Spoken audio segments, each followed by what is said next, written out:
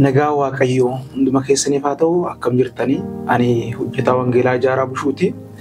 Har'a dubbii sagalee Waaqayyoo kan wajjin hirmaannu ka'umsa godhannee seera ba'uu boqonnaa 12 lakkoofsa 12 irraa eegalee akka jedha nan dubbisa maqaa Yesuusiin.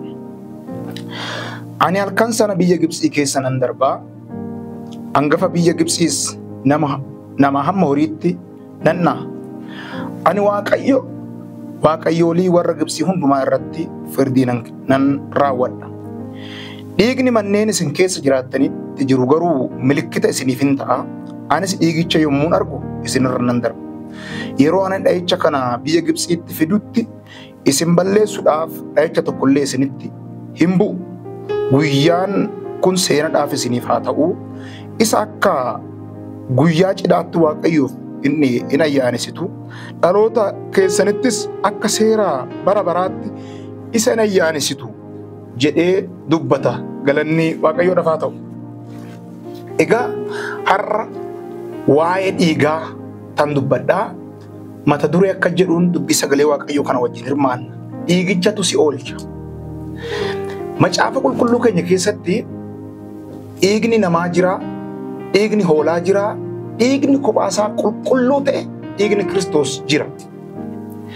Fakkeenyaaf waa'ee dhiiga namaa gaafa haasofnu dhiigni namaa hammina guddaa fidee, dhiigni namaa nama ari'atee, dhiigni namaa kana qofa osoo hin taane maatii walitti naqe. Dhiigni namaa dheekamsa fide. Dhiigni namaa Waaqayyoon akka dheekkamu taasise. Dhiigni namaa gaafa dhangala'u namni akka walitti bu'u godhe. Fakkeenyaaf dhiigni Abeel Qaayiliin ari'ate.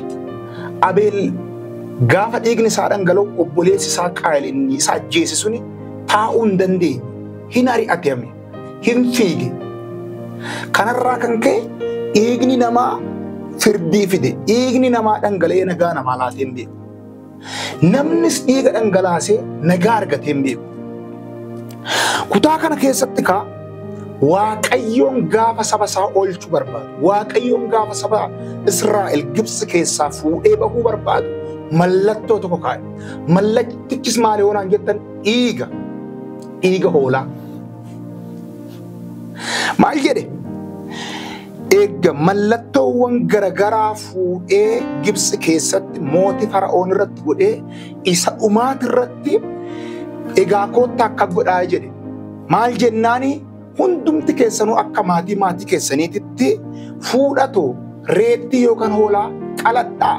Fuudhatoo dhiiga ishee immoo fuudhaa gubanii balbala keessan irratti dibaa jedheetu Waaqayyoon karaa Musee ajaja kenne. Isaanis akkasuma godhan. Waaqayyoon dhufee raawwateeti halkan sana ani nan darbaa jedhe. Galanni Waaqayyoodhaaf haa ta'u. Nan darba. Ani nan darba. Gaafan darbu garuu waan tokko hin godhenne. Gaafan darbu waan tokko hin godha. Maalan godha? Inni jalqabaa mana dhiigni irra jiru biran darba achitti rukkunnaan godhane hin adabu jedhe mana sana.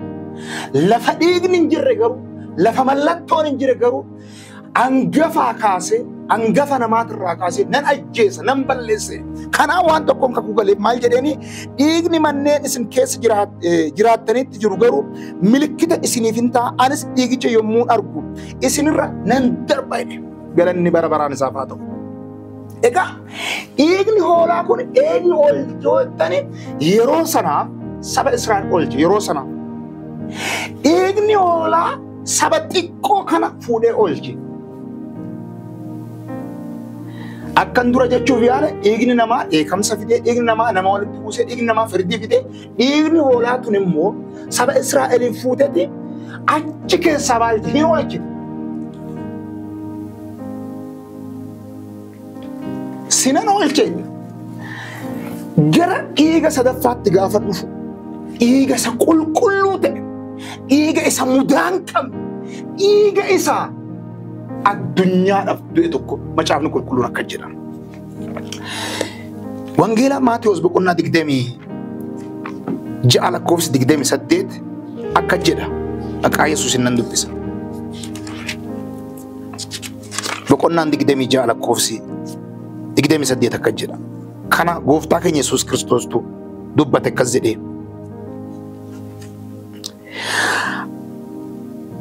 Kun dhiiga kooti. Dhiigni kun kakuu dhaabbate sana cimsuudhaaf dhiifamuu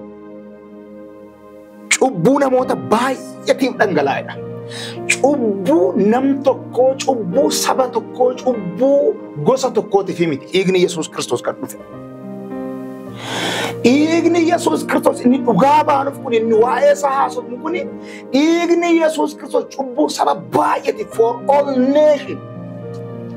Addunyaa kana kan oolchu eenyoonaan jettan qabeenya nama dhuunfaa kan oolchu addunyaa har'a hammacame kana kan oolchu eenyoonaan jettan dhiiga qulqulluu dhiiga hoolaa kan hin taane dhiiga namaa kan hin taane dhiiga Yesuus Kiristoos nama oolchu. Yesuus dhiigni dhangala'u kun dhiiga akkasumaan miti. Dhiiga akka dhiigni hoolaa guyyaa sana dhangalaatee saba sana yeroo sanaaf oolchite miti. Baay'ee dhiigni sun guyyaa sana dhangala'ee guyyaa sana oolchee guyyaa lammaffaatti hojjechuu dhiisuu danda'a. Waaqayyo yeroo sanaaf itti fayyadameera. Dhiigni Yesuus Kiristoos garuu le'aandennaa lama carrasha. Isa tokkoof dhangala'ee bara baraaf nama oolcha. Namoota gara isaatti baqatan, namoota isa waammatan, warra isatti kooluu galan raawwatee bara baraan oolchuu danda'a. Maal jedhere dhiigni koo inni dhangala'u kun jedhe. Dhiigni koo inni dhangala'u kun cubbuu namoota baay'eetiif, cubbuu saba baay'eetiif, cubbuu saba baay'eetiif jechuudha. All nation addunyaa kana oolcha.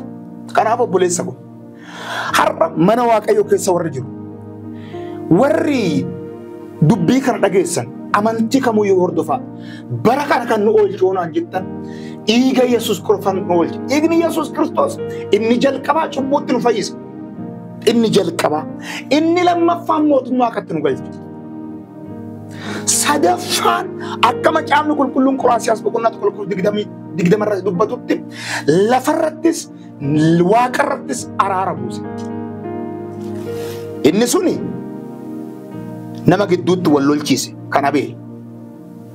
Nama gidduutti lola buuse. Maatii gidduutti lola buuse. Kan Yesuus Kiristoos garuu namaaf waaqa walitti araarse. Kan Yesuus Kiristoos garuu namaaf nama walitti araarse. Kan Yesuus Kiristoos garuu ergamoonni fi namni akka wajjin jiraatu godhe. Waaqni fi namni akka wajjin jiraatu godhe. Kanaaf ani ergaa si qaba. Dhiiga Yesuus si oolcha. Namni dhiigni Yesuus oolchine qabeenya oolchuu hin danda'u. Seera amantii raawwachuun kee si oolchuu hin danda'u. Macaafa qulqulluu keessaa iddoo tokkoon dubbisa mas dabalee akka jedha Roomee boqonnaa 5:9 irratti akka jedha. Kanaafis amma nuyi dhiiga isaa sadhangaleen qajeelota erga taane hammam caalatti sumaan immoo eekamsa Waaqayyoo jalaa ooluuf jirraree jedha. Isa jalqabaa dhiiga Yesuus Kiristoos nu qulqulleesse, cubbuutti nu dhiise, cubbuutti nu qulqulleesse. Erga cubbuutti nu qulqulleessee Waaqayyo Abbaa wajjin walitti nu araarsee ammam immoo eekamsa Waaqayyoo isa lafa kanatti isa dhaloota kanatti isa sanyii kanatti dhufuudhaaf jiru ammam nu haa oolchuu jedha. Bara ammaa kana bara si'anaa kana keessa bara namni waaqa sodaachuu dhiise, bara namni nama sodaachuu dhiise, bara hiri'aan sodaachuu dhiise kana eekamsi waaqaa ariifachaa jira. Barri dhumaa ariifachaa jira. Wanta gurra keenyan hin dhageenye bara durii wanta dhageenye dhagaa jira. Wanta dhageenyu kana jalaa ooluudhaaf meeshaan jalqabaa maaltu nu oolcha hoonum jettan dhiigni Yesuus Kiristoos nu oolcha. Dhiiga Yesuus Kiristoos si oolcha. Hammam caalchisee eekamsa Waaqayyoo isa bu'uuf deemu jala, isa dhaloota kana jalatti dhufu kana jala hammam nu haa oolchu. Erga kaleessa cubbuutti nu qulleesse, erga kaleessa nu dhaabe, erga kaleessa nama gahaa godhe nu dhaabe, har'a immoo hammam eekamsa jalaa nu haa oolchu jedha Macaafni Qulqulluun. Kanaaf gara saba Israa'el sanatti gaafan deebi'u sabni Israa'el suni bakka amanannaa isaanii waan tokkoof tokko maal amanatanii akka Museen jedhe namni dhiigicha mallattoo dhiigichaa hin qabne abdiin qaba. Waaqa isaa sodaatu sodaachuu baatu. Erga hamma diinsaa sun gaafa dhufu baduuf jira. Har'a kanumaan wal qabsitan ergaa sitti.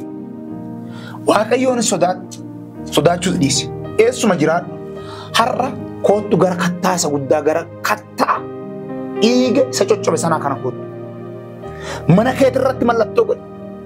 Ijoollee keetiin mallattoo godhe. Ofii keetii irratti mallattoo godhe. Dhiigatu si oolchuu buleessa. Dhiigatu si araarsa. Dhiigatu waaqa irrattis lafa irrattis nagaa buusa. Kanaaf